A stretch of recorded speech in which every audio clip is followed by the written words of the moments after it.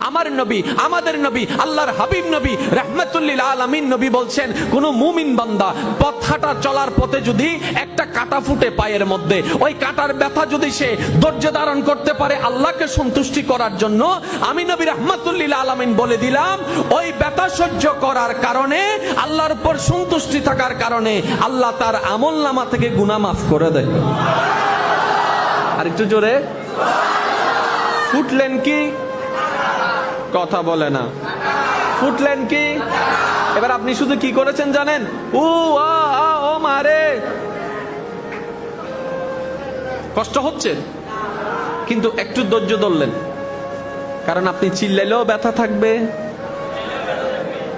খুব খেয়াল করবেন, চিল্লাইলেও ব্যথা থাকবে। আপনি ফেল করছেন আর কি পরীক্ষা, আপনি ফেল করেছেন আর কি পরীক্ষা, এখন কান্নাকাটি করলে তো আর সেটা এ প্লাস আসবে না। এখন আমার যুবক ভাই বোনেরা, আমার যুবতী ভাই বোনেরা কি করে, যুবক যুবতী ভাই বোনেরা এটাকে না সহ্য করতে পেরে দর্জনে, ওই যে আমাদের সমাজের কিছু মানুষ আছে, ওই নিজের পাতে কি আছে কি দেখে না, মানুষকে শুধু বারবার খোঁটা মারে, মানুষের পাতের মধ্যে শুধু গুতা মারে। ছেলেটার, ওই মেয়েটার এই হয়েছে, ছেলেটার এই হয়েছে, পড়ালেখায় পাস করতে পারে নাই, নিজেদের পরীক্ষায় পাস করে নাই, সে কথা আর বলে না। ওই একটা ছেলে এমএনএস পেয়েছে, একটা মেয়ে এমএনএস পেয়েছে, এটাকে উৎসাহ সে দেয় না। তারা তো জানে না জীবনের তকদিরের সফলতা গোল্ডেনে প্লাসের মধ্যে থাকে না, আল্লাহর রহমতের মধ্যে থাকে। আপনার জানাশোনার অনেক ছেলে মেয়েকে আপনি দেখবেন ভালো পড়ালেখা করতো না, কিন্তু জীবনে শাইন করছে না, আছে নাকি না আপনারা বলেন? আবার যাদেরকে ছোটবেলা থেকে সবাই বলে সেটা অনেক ব্রিলিয়ান্ট, অনেক ভালো, এটাও তো আপনারা দেখেছেন। এটা আল্লাহ কেন করেছেন? আল্লাহ পাক জানান দিতে চাচ্ছেন, তোমরা যে থিওরি দিয়ে সফলতাকে চিন্তা করো, সেটা তোমাদের থিওরির উপর নির্ভর করে না, সেটা আমি রহমানের ইচ্ছার উপর নির্ভর করে। বলেন সুবহান। এবার বলেন, কষ্ট কার জীবনে নাই? সবার জীবনে কষ্ট আছে, সবার জীবনে কষ্ট আছে, সবাই নিজ নিজ জায়গায় দুঃখে কষ্টে সময় কাটাচ্ছে। আমাদের যে জিনিসটা বুঝতে হবে এবং মনে রাখতে হবে, মনে রাখবেন, শয়তান কখন বেশি হামলা করে জানেন? যখন আপনি কষ্টে পড়ে যাবেন, শয়তান এসে আপনাকে লাড়া শুরু করবে। যখন আপনি বেশি ডিপ্রেশনে চলে যাবেন, শয়তান তখন আসবে। তখন এসে কি বলে, এখন আমি বললে আপনাদের এখানে অনেকের সাথে আপনার কথা মিলে যাবে। দেখেন আমাদের জীবনে এরকম হয় কিনা, অনেক নামাজ পড়ছে, অনেক নামাজ পড়ে চেয়েছে, তাহাজ্জুদ পড়ে চেয়েছে, দোয়া করেছে, কিন্তু আশাটা পূরণ হয় নাই। এক পর্যায়ে এসে মানুষটা বলে, নামাজ পড়ে আর লাভ কি? হয় এরকম হয়, চেয়ে আর লাভ কি? এতদিন চাইছি পাই নাই তো, এতভাবে চেয়েছি পাই নাই তো, এইভাবে চেয়েছি পাই নাই তো।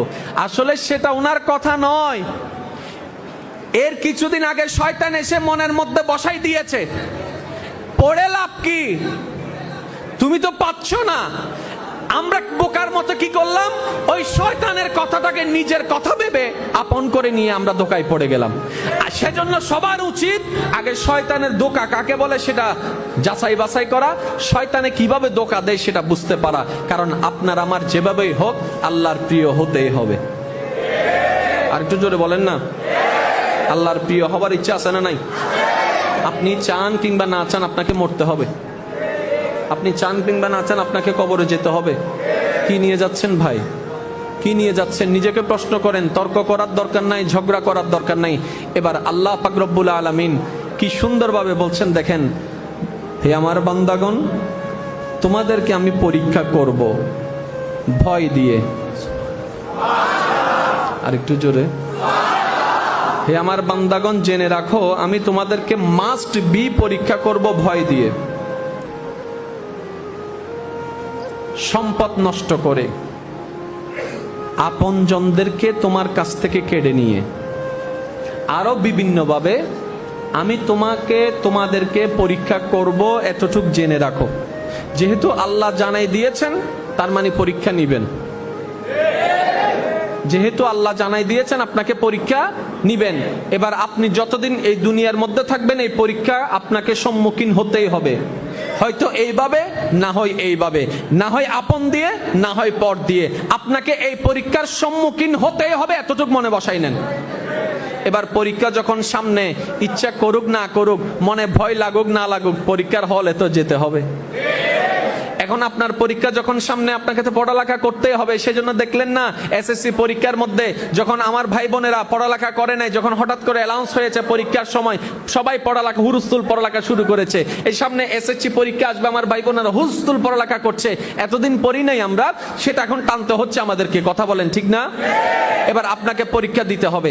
এবার আপনি পরীক্ষার জন্য প্রস্তুতি যদি নিতে পারেন, আপনার জন্য সফলতা সহজ। এবার পরীক্ষার প্রস্তুতি কিভাবে নিবেন এবং সফলতা কিভাবে হবেন, সেটাও আল্লাহ পাক কোরআনের আয়াত দ্বারা বুঝাই দিয়েছেন। বলেন না সুবহানাল্লাহ? আরেকটু জোরে বলেন। আল্লাহ বলছেন বিভিন্নভাবে আমি তোমাদেরকে পরীক্ষা, আওয়াজ হয় নাই, হে বান্দারা জেনে রাখো আমি আল্লাহ তোমাদেরকে বিভিন্নভাবে পরীক্ষা, কিন্তু ওয়াবাশশিরিস সাবিরিন, শুভ সংবাদ আমি আল্লাহ জানাই দিলাম তাদের জন্য যারা সেই বিপদ আপদ মুসিবতের মধ্যে এসে শয়তানের পাল্লায় না পড়ে আমি আল্লাহর উপর সন্তুষ্ট থাকতে পেরে ধৈর্য ধারণ ধরে থাকতে পারে, ধৈর্য ধারণ করে থাকতে পারে। আমি আল্লাহ শুভ সংবাদ তাদের জন্য শুনাই দিলাম। তার বিপদও আছে, শুভ সংবাদও আছে। একটু খেয়াল করবেন, বিপদও আছে, শুভ সংবাদও। এবার বলেন তো কোনটা আগে? জোরে বলেন না। শুভ সংবাদ, শুভ সংবাদ। এবার শুভ সংবাদ চাই না কে? সবাই চাই। এবার আমাদের যদি চাওয়াটাই শুভ সংবাদই হয়, তাহলে আমাদেরকে ওই বিপদের সেতুটা পার দিতেই হবে। এবার বেজার লাগে কোথায়, শুভ সংবাদে নাকি বিপদে? জোরে বলেন না। হতাশ হয় কখন, শুভ সংবাদে না বিপদে? এবার আপনার ব্যবসা করেছেন অনেক টাকায় লোন করে, অনেক টাকা লোন করে আপনি অনেক কষ্ট করে ব্যবসা দাঁড় করাইছেন, 3 মাস আপনি লস। এবার আপনার সব দিক থেকে সবাই চাপ দেওয়া শুরু করলো, টাকা দাও টাকা দাও টাকা দাও। এখন আপনি ডাইনো বামো সামনো পিছনো পথ দেখতে পাচ্ছেন না। এই কৌশলগুলো যদি আল্লাহর ওয়াস্তে যদি আমরা শিখে ফেলতে পারি, সবার আমাদের মধ্যে ঈমানের আলো জ্বলে উঠবে। সুবহান।